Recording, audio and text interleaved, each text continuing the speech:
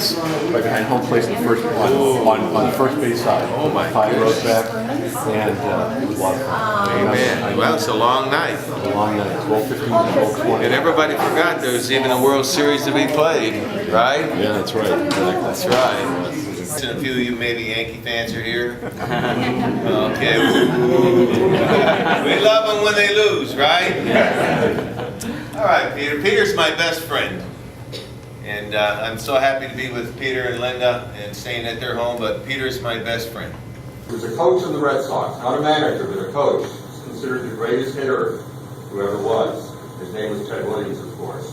And in the book, and to me, you talked a lot about what Ted Williams taught you.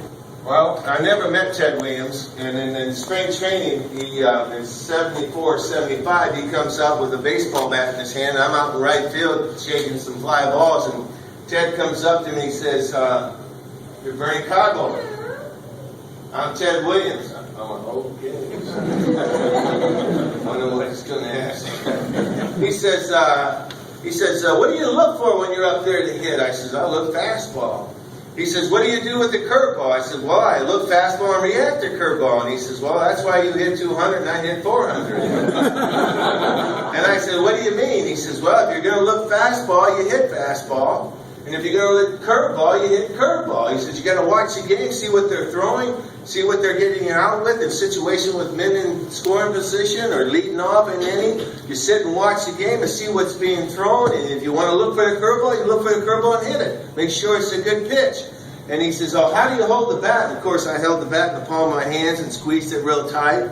And he put it in his hands and he had it real loose and he had it in his fingers. And I said, "Is that the way you hold the bat?" He said, "I told you that's how you hit 400. And in 1968, he decided to make me an outfielder, and I wonder why. The year before, I made something like 43 errors at third base, and because I had to go chase them as they went by me, he said, "You might as well stay out in the outfield." But Sparky Anderson, 1968, I was a minor leaguer playing in Asheville, North Carolina.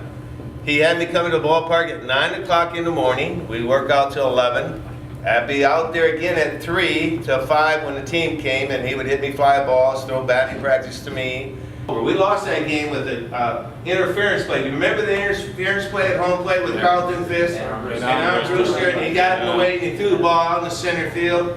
You know, if he calls him out, we might have won the World Series because we ended up losing that game, I believe.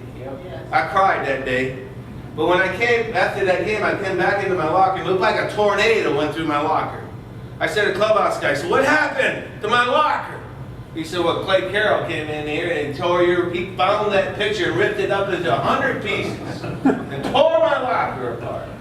So I was the only player to be able to play with Cincinnati and the Red Sox in the greatest game ever played and the greatest World Series ever played.